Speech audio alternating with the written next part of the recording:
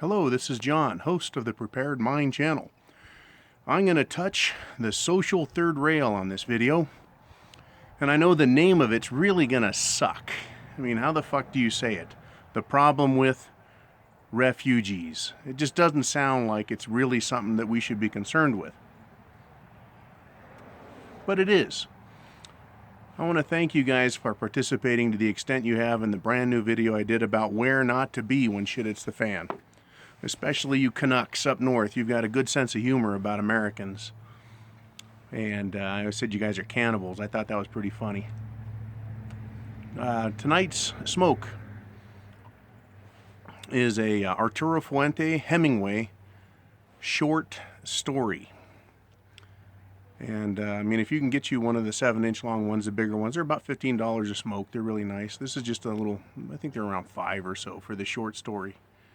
But if you don't want a big smoke and you want that quality that you get from an Arturo Fuente Hemingway, I'm going to promote that. Additionally,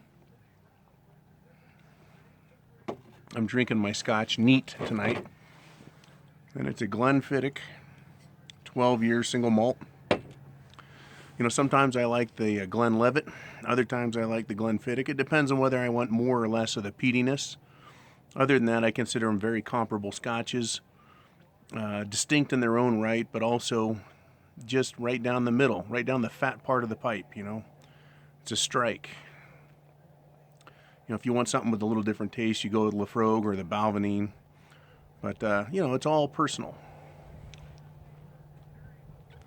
Anyways, I've really enjoyed talking with you guys a lot lately and doing the videos. I had a couple of slow days there. Slow days on YouTube, but fast everywhere else. But there's a lot of problems with shit hitting the fan. And one of them right now that we're just starting to feel is refugees. Let's just hop right into it, huh? Refugees are, they're like being invaded by aliens. They don't understand our culture in America.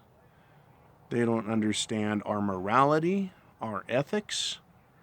The cost of blood in countries where refugees flee from is cheap in comparison to what we have here in America. We value things here greatly. There's a lot of money and time spent on human beings in this country with regard to education and nutrition. You know, it's more expensive to live in America than a third world nation. Hence, there's more investment in its people. And even though we have problems in America, problems between our different subcultures, blacks, Mexicans, those crazy Canadians up north, you know, whites, Asians, Native Americans, you know, we're all still trying to live how to live together, how to cooperate and cooperate. Yeah, cooperate's a good word. We're all trying to do that. But when you throw in something like immigrants, refugees rather, refugees have no interest in being true immigrants in the American sense of the world, and that is blending in, learning our culture, respecting our culture for what it is. It may not be perfect, but it is our culture and it is our nation. My family's been here since the early 1700s. I think I can claim it as my nation, just as anyone else can, who's born here and has a stake in it. Right? I have a stake. I have interest in the quality of life we have, the safety and sanctity of life, the environment, everything. Refugees do not. If you want to see what refugees are doing to a nation, to nation states, take a look at Europe. Take a look at the trouble they're having. And then let's look at refugees. Okay, let's go up to Scandinavia. People look a lot like me there. And they've got immigrants who are coming into their country, Muslim immigrants, who have no respect for their northern ways. And subsequently, the Swedes, Finns, and especially the Norwegians, I guess, are having trouble. Danes are having trouble with these. It's almost like an invasion, but they're immigrants. There's problems with them raping people, stealing from people, assaulting people, physically harming them.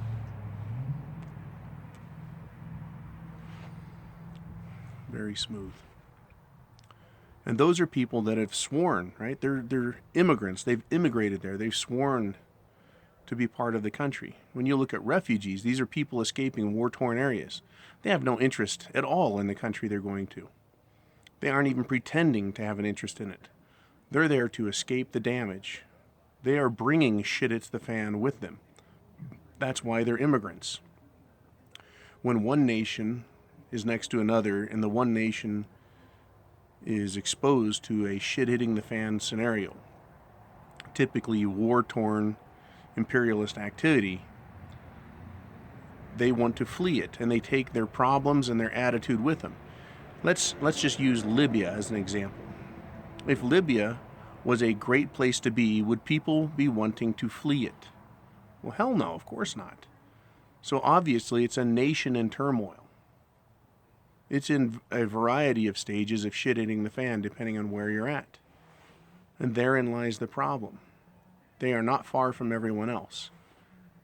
And they are ready to act out. They need to live. They need to survive. They're already desperate, and they don't share Europe's values.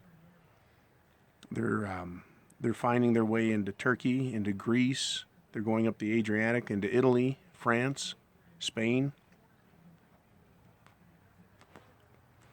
And they don't have the same moral boundaries that anyone else has.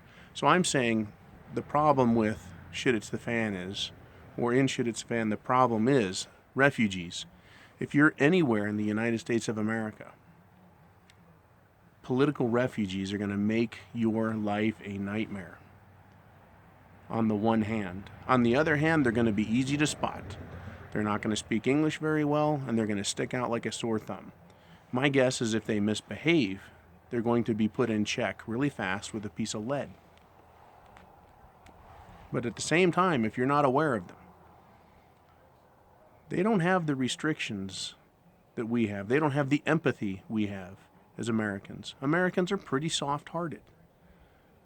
Despite what the news says, despite what Hollywood shows the world about Americans, we're good people. We pay our taxes. We help others. We're very generous. And to a fault in a lot of ways. A lot of the world hates America. And I think with poor reason.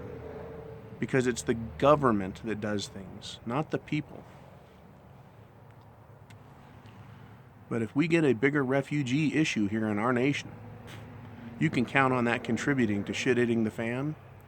Or at the very least, when shit does hit the fan, they're going to make it a whole lot worse. Because they already know how to survive in shit hits the fan. They know what needs to be done. Because they've left it. They have fled it. Now let's take a look at why these refugees are leaving their countries. Again, we'll point right to Libya, and then also at Syria. Europe and the United States of America, the governments and the banksters have decided that they want the resources. They want Syria as a transportation corridor for oil. It's about money, and they're in there fucking up these third world nations. And if they're second world, they're making them third world. They're making them disaster zones. They're making them recruiting areas for terrorism. They're turning a good people into despicable characters because they've been reduced to being refugees in their own country. And they're having to flee. And they're bringing their problems with them. Our government, as in Obama, and Hillary was going to do the same, are bringing in refugees into our nation wholesale. What you're seeing on the news is just the tip of the iceberg. The government, believe it or not, needs a version of stability, but they also need a modicum of instability. bringing in refugees into this nation is going to create the instability that they like so that they can pass more laws. They're not the kind of good laws that help the people. They're the kind of laws that help the government. That is the problem with refugees, is they are going to exacerbate our problem here. They're going to increase the need for more government. And when government collapses, when we have a shit-it's-the-fan scenario strike, they're going to wreak havoc on people because they're already accustomed to living. I mean, they look at America as a candy store.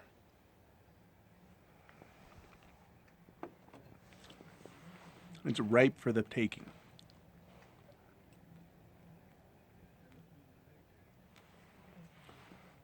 How else could they see it? They come from a place where if you steal something, they cut your hand off.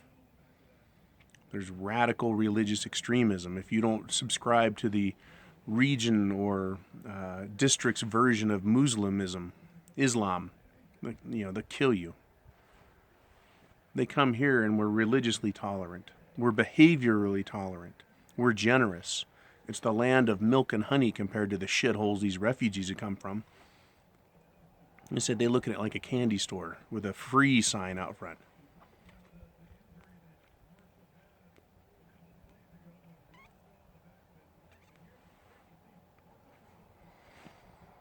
That's what these refugees see in us.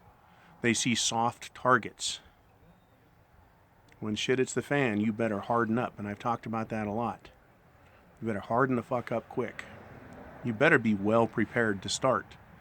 And then you better have a hard heart. Now, I don't mean a cruel heart, a hard heart. Understanding the situation you're in and what needs to be done. And a big problem with shit it's a fan in select areas is going to be refugees. Mark my words. If you don't, you'll never know about it because you'll be dealing with your own version of bullshit. But I really enjoyed this series, The Problem With, because it's allowing me to point to very specific areas and talk about what we need to do to prepare for them, how we should think about them.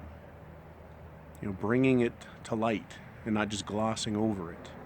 Not saying marauders, right? But saying refugees or gang members.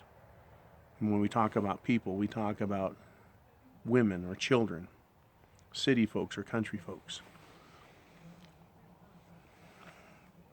So I'd like you to, if I can, click the subscribe button. At the end of the video, there'll be a little Viking up there as well. Click on that, that'll subscribe you. Click the little bell and you'll get the notifications, the alerts. And I strongly recommend that if you like the videos, any of them, you hit like. What that'll do is it'll tell YouTube that it's a very popular video. The number of likes compared to the number of views.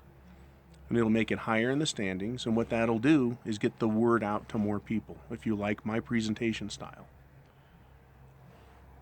And also share. Sharing with friends and family. Click the share button down below.